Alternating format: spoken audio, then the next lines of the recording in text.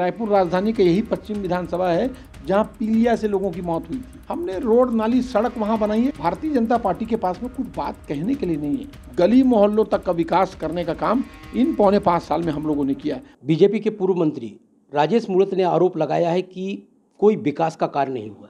देखिए, भारतीय जनता पार्टी ने सिर्फ भ्रष्टाचार किया है, और अगर भारतीय जनता पार्टी विकास करती, मूल कामों को भारतीय जनता पार्टी करती तो उनको कोई हरा पाता।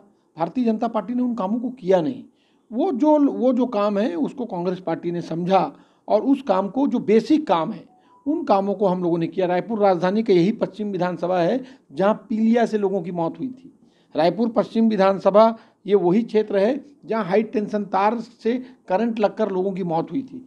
हमने रोड नाली सड़क वहां बनाई है जहां जरूरत है। जहां भारतीय जनता पार्टी या हमारे नेताओं की जमीन है वहां पर रोड नाली हम लोगों ने नहीं बनाई। भारतीय जनता पार्टी के नेता, 15 साल अवसर मिला, 15 साल जनता ने आपको मौका दिया, और 15 साल में, और डेवलपमेंट तो एक प्रक्रिया है, एक चलित प्रक्रिया है, चलता हुआ प्रोसीजर है, जहां रोड नाली सड़क पानी की व्यवस्था, ट्रैफिक की व्यवस्था से लेके ये सब आपको करना है। उस काम को हम लगातार कर रहे हैं। भारतीय जनता पार्टी के पास में कुछ बात कहने के लिए नहीं है। जब हम लोगों ने कोरोना के 2 साल में कोरोना से नहीं घबराकर, अपनी मौत से नहीं डरे, तो जनता के बीच में, जनता के काम के लिए कैसे हम लोग खड़े नहीं रहेंगे। बहुत विकास कार्य किया, करोड़ों रुपए के विकास कार्यों की सौगात अलग अलग वार्डों में, अलग अलग क्षेत्रों में, गली मोहल्लों तक का विकास करने का काम इन 4.5 साल में हम लोगों ने किया है। भारतीय जनता पार्टी के पास में कुछ कहने के लिए नहीं है, इसलिए जनता को गुमराह कर रही है।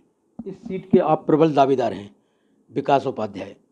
आपके घोषणा पत्र में क्या क्या वादे रहेंगे?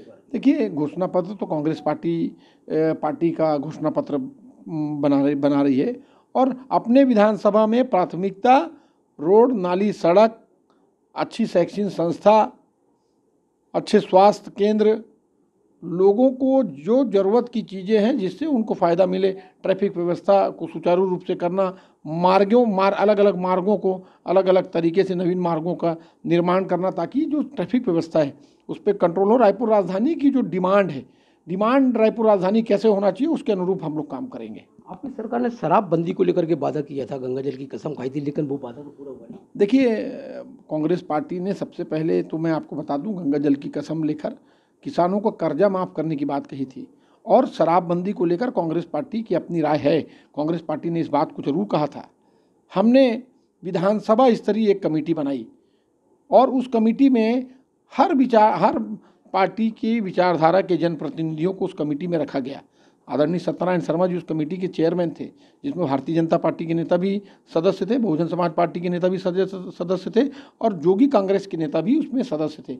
लेकिन जब ये दल बैठता था, ये समिति बैठती थी, तो भारतीय जनता पार्टी का एक भी नेता आज तक उन समितियों की बैठकों में नहीं आया। मतलब भारतीय जनता पार्टी नहीं चाहती कि इस प्रदेश में शराब बंद हो, और ये नशे की लत तो भारतीय जनता पार्टी ने लगाई जनता को, जब सरकार खुद ठेका लेने लग गई। हम लोगों ने जिन प्रदेशों में शराब बंदी है वहाँ का अध्ययन किया, हमारे दल ने, चाहे बिहार हो चाहे गुजरात हो, ये देखने को मिला कि जब शराबबंदी की जाती है तो लोग स्पिरिट और फिनाइल जैसी जहरीले पदार्थ को सेवन करते हैं, नशे के आदी होके। हम लोगों ने, आप देखिए, शहरी क्षेत्रों में दुकानों को कम किया है, ग्रामीण क्षेत्रों में दुकानें कम हो गई, बिक्री कम हो गई। हमने रोकथाम करने के लिए धीरे धीरे उपाय किए। ये एक बड़ी लत है, ये धीरे धीरे खत्म होगी, तो इसकी शुरुआत हम लोगों ने कर दी है। मैं समझता हूँ आने वाले दिनों में जरूर, क्योंकि हमारा एक आदिवासी कहलाने जाने वाला प्रदेश है, और प्रथा और संस्कार में, उन भाइयों के पूजा पाठ में भी, उनके धर्म में इसका उपयोग करते हैं। तो ऐसी बहुत सारी चीज़ें हैं, लेकिन शराबबंदी को लेकर कोई भी व्यक्ति की एक ही राय होगी कि शराबबंदी होना चाहिए, और उसमें कांग्रेस पार्टी की सरकार बढ़ चढ़कर कैसे उसको रोकथाम को, और कैसे उसको बंदिश की ओर जाना है, उस पर हम काम कर रहे हैं। बीजेपी कई सांसदों को मैदान में उतारने, कितना असर पड़ेगा? देखिए, भारतीय जनता पार्टी के आला नेता जो दिल्ली में हैं, वो इस बात को जान चुके हैं कि 15 साल जिनके नेतृत्व में उन लोगों ने चुनाव लड़ा, उनका विश्वास जनता से खत्म हो चुका है। अब अलग अलग प्रकार का एक्सपेरिमेंट करने का प्रयास कर रही है, लेकिन मैं समझता हूँ वो सफल होने वाले नहीं है। सांसद को लड़ा लें, पूर्व मुख्यमंत्री जी को लड़ा लें, पूरे मंत्रियों को चुनाव लड़ा रहे हैं, लेकिन भारतीय जनता पार्टी अब जनता के बीच में टिकने वाली नहीं है। क्या लगता है, आप 71 पार करेंगे? देखिए, मैंने पहले भी कहा, हमने जनता के साथ काम किया, जनता का विश्वास हासिल किया है। बहुमत से ज़्यादा सीटों पर कांग्रेस पार्टी की सरकार बनेगी। अगर आपकी पार्टी की सरकार बनती है तो और क्या क्या वादे रहेंगे घोषणा पत्र में? देखिए, कांग्रेस पार्टी की सरकार अगर बनेगी, पहले भी हम लोगों ने 36 वादे किए थे और उन वादों को पूरा करने के लिए फिर से कांग्रेस पार्टी की सरकार बनने की आवश्यकता है। जो बेसिक चीज़ें हैं उनको कैसे इम्प्लीमेंट करना है, उनको कैसे फ़ायदा दिलाना है, उसको लेकर कांग्रेस पार्टी का घोषणा पत्र भी तैयार हो रहा है और रणनीति भी तैयार हो रही है। ये थे विकास उपाध्याय जी, जिनसे हमने बातचीत की, उनके विकास कार्यों के बारे में, सरकार के बारे में बातचीत की। उनका कहना ये है कि हमारी सरकार बनती है तो हम पहले से भी ज़्यादा घोषणा पत्र में अपने वादे पूरे करेंगे। रायपुर से महेंद्र नामदेव, छत्तीसगढ़ तक के लिए।